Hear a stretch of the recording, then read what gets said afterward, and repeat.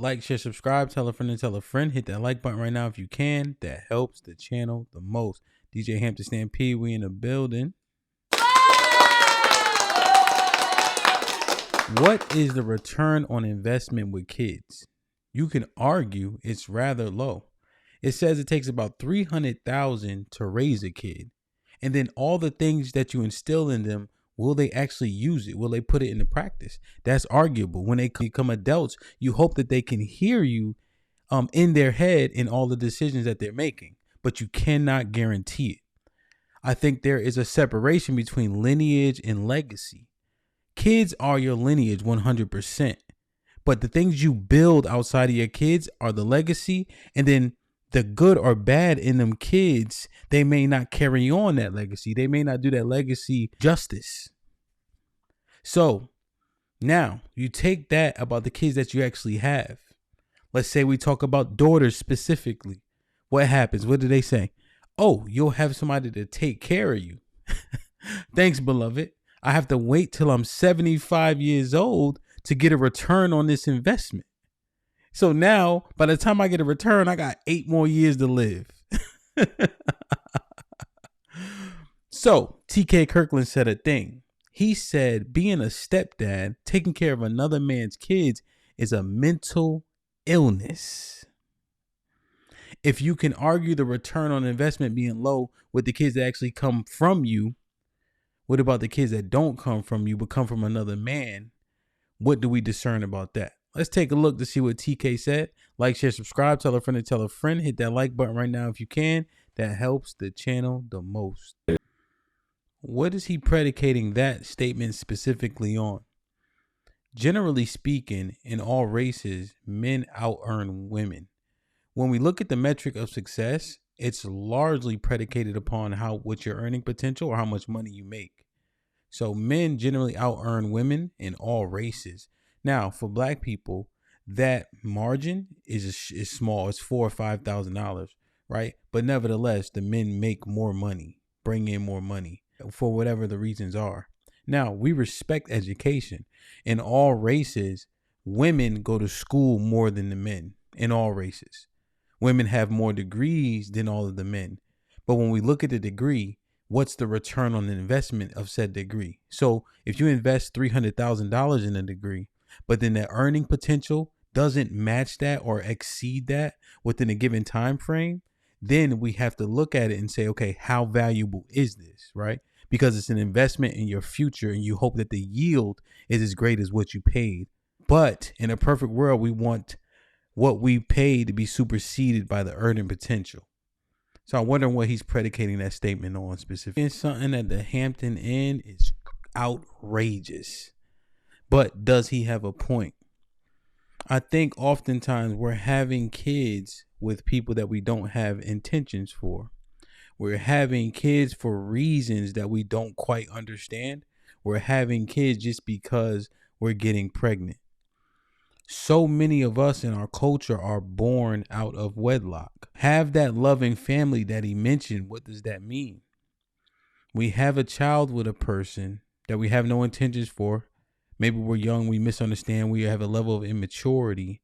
But is there anything we can do to reconcile that relationship because of how important the family construct is? Easier said than done. Everybody has a plan until they get hit. But that's what I take from that statement once you remove the hyperbole. So all the stresses without the benefits potentially. To compare it to mental illness, I think that is one of those opening statements that grabs attention. When you hear that, you instantly tune in like, what in the world is being said? But again, we're looking at return on investment. That's the theme. You have all these costs. When kids look at their fathers, they don't share blood with their mom in the womb.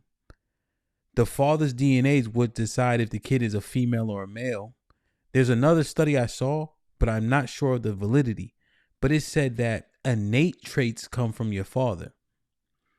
Throughout history, you see that people identify based on their father's house. Biblically speaking, let's say you take it to a movie which, they sensationalize history, but it's history nonetheless. When Achilles said, Achilles, son of Peleus, right? It's always the son of the man in which they come from. Now, you could say that's patriarchy, understood. But it just shows, and what I'm trying to point out is the significance of the father, the man that you come from. And if you step into that role for a child that didn't come from you directly, what happens? What are the results? Let's see. And you out of here. Just in the way he put it, right? It made it more palatable because it's a joke and it's funny. But think about this. What do we do? Since the majority of us are born out of wedlock, so many of us have kids. It's upwards of 50% of men, 62% of women.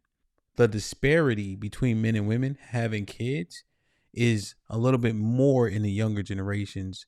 As we get older, around 40, most of us have kids. Women often get allocated to kids. So what happens?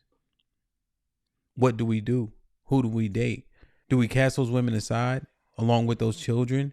Is it that bad of a deal? He did mention the money. If you date her, you dating her children, right? Her children come along with her. There's no question about it. I don't care what she says.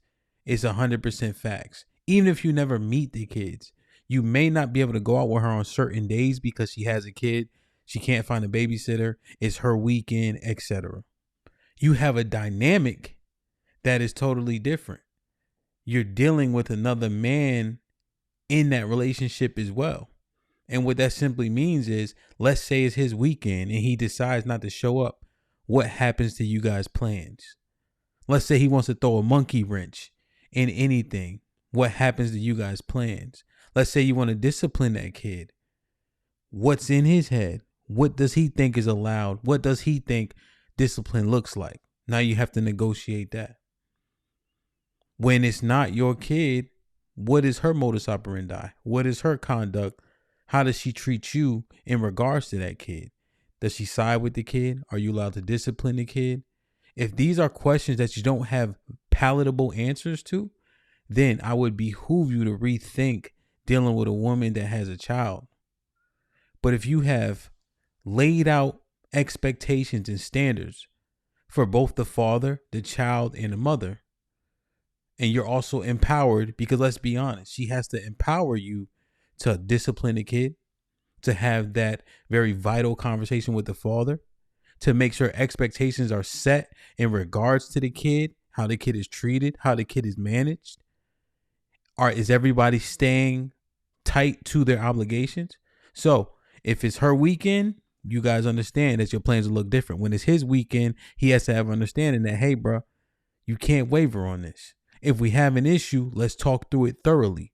Let's make sure we allow this kid the best circumstances possible by being on the same page in regards to discipline, right? Because if there's a different game plan at his daddy's house as opposed to the house that you in with his mom, what happens, right? Kids get confused.